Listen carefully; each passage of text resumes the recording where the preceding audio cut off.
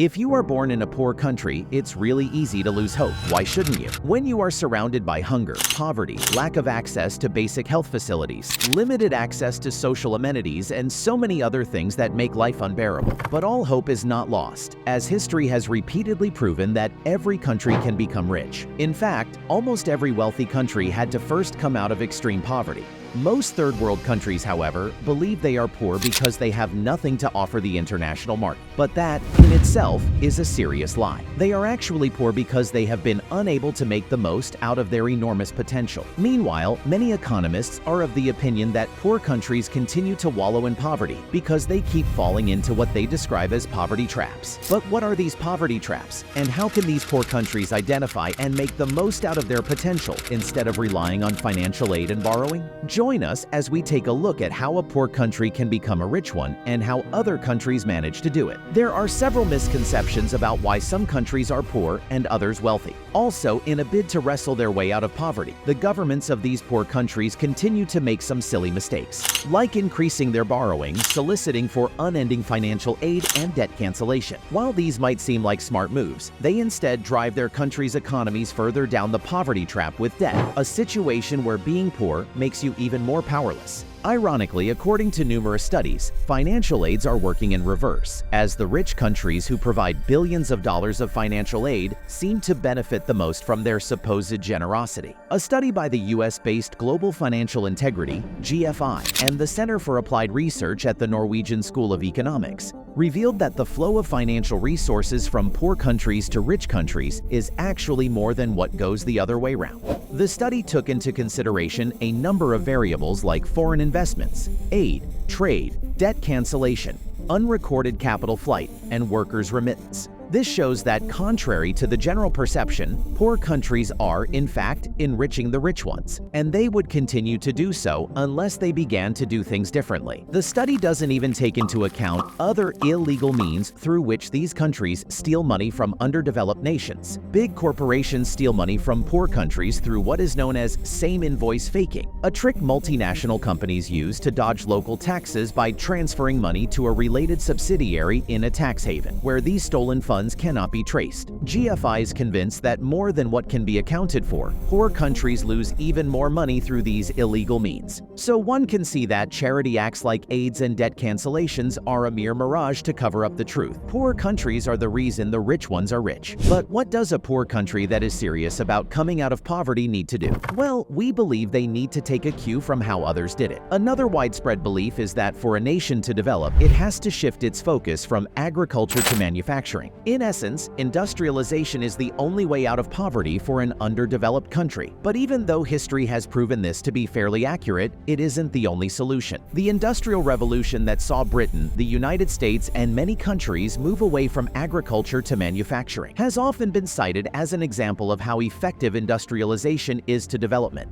The revolution, which began in Britain in the late 18th century, saw the country shift from an agrarian and manual labor-based economy to the factory system, which was largely dependent on exploitation of coal and iron. Before the period, most British families lived in small rural communities and made their living farming. But with the revolution, the rate of urban migration spiked. The invention of the steam engine was also pivotal to the era. The engine was used in these factories and in transportation, reducing the time it took to transport raw materials and finished products, as well as improving the efficiency of production. The Second Industrial Revolution began in America in the 1870s and took a similar path as the first. Agriculture and manufacturing were mechanized, with new modes of transportation introduced into the country. The textile industry also played a significant role in the country's early industrialization. In addition, the factory system, which was birthed during those periods, would go on to influence the creation of capitalism and the development of megacities. Without a doubt, the revolution proved that an increase in manufacturing would result in more jobs, goods and services, capital investments, and overall growth. But while poor countries need to obviously invest in manufacturing, they also need to employ a holistic approach, taking into consideration other sectors of the economy. Adding more labor doesn't necessarily guarantee indefinite growth because, at a point, output per capita will begin begin to go down, as the goods and services these workers produce are divided among other workers. In the same vein, the evidence of the last 55 years indicates that endlessly adding more capital in the form of machinery will, in the long run, prove unhelpful because these machines will wear out. Obviously, moving large amounts of labor from agriculture to manufacturing will bring about development, but the gains would be larger if labor is effectively distributed among a number of sectors like transport, trade, and business services. Even though a country's GDP cannot grow without an increase in exports, what if exports isn't too significant? It just has to improve its exports level to go beyond its import levels. For instance, middle-income countries like the Philippines and Costa Rica have proven that exporting services can be an effective growth strategy.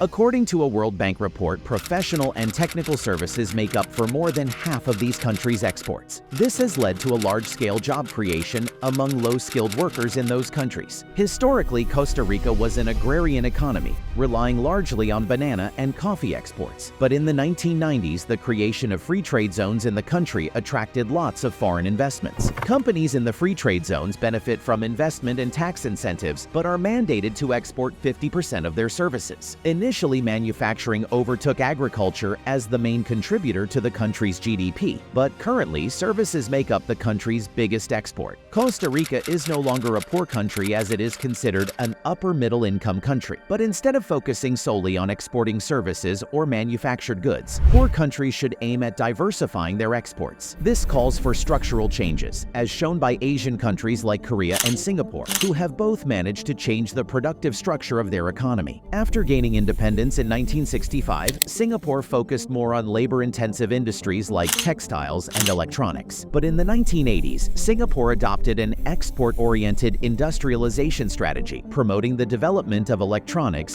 petrochemicals, and pharmaceuticals. By the 1990s, Singapore placed a strong emphasis on innovation, showcasing its commitment to diversifying its economy. More recently, the country has focused on becoming a knowledge-based economy, effectively adapting to the more sophisticated needs of a technologically advanced world. Through its participation in free trade agreements, the country's exports are largely diverse, encouraging trade in various sectors. At present, China is currently experiencing a structural shift, and this is largely responsible for the country's rapid growth. China has been largely dependent on low-cost manufacturing and exports, but it appears the country has reached its limits as it tackles with a declining labor force growth, diminishing returns to investment, and slowing productivity growth. The country is slowly shifting from manufacturing to services. I'm afraid there's maybe another round of the revised down, because for the second half, we already see the headwinds from the exports slowing down. Meanwhile, countries which fail to engineer this change process will get stuck in the production and export of a relatively narrow range of goods that are often unsophisticated. This is especially the case for most poor countries as they are stuck exporting only raw materials, which is doing them little to no good in their bid to become richer. This is especially so because a country's position within the international trade is largely dependent on its capacity to evolve to more sophisticated products, which will also help them lay the groundwork for future developments. But countries should also recognize that the product market is homogeneous, as some products are closer to what they already export than others. For example, a country that exports crude oil will find it easier to begin exporting refined crude products than moving to exporting electronics gadgets. So, in essence, a country's transition to other products is largely dependent on its existing capabilities and its ability to redeploy these structures for the production of new products. This is based on the idea that every product a country exports requires specific capabilities, and the country must have already accumulated some of these capabilities before it can successfully export the product. These capabilities include human and physical capital, legal systems, and institutions that are needed to produce the product. Next would be the technical know-how required. And finally, the organizational abilities to manage and operate activities that involve large numbers of people working towards that goal. So poor countries need to understand their product space and the sophisticated products that they can quickly transition to from their current unsophisticated exports. Rather than concentrating on exporting only raw materials, they can focus on developing the structures required to turn their raw materials into more sophisticated exports. These they would find easier to do, rather than attempting to all of a sudden move to an entirely new product space. This way they can quickly begin to maximize their potential while they plan for further diversification in the future. But all this would be almost impossible if they don't tackle the issue of corruption in their country. The reason why many multinationals get away with illicit money laundering schemes is that most times the institutions saddled with the responsibility of checkmating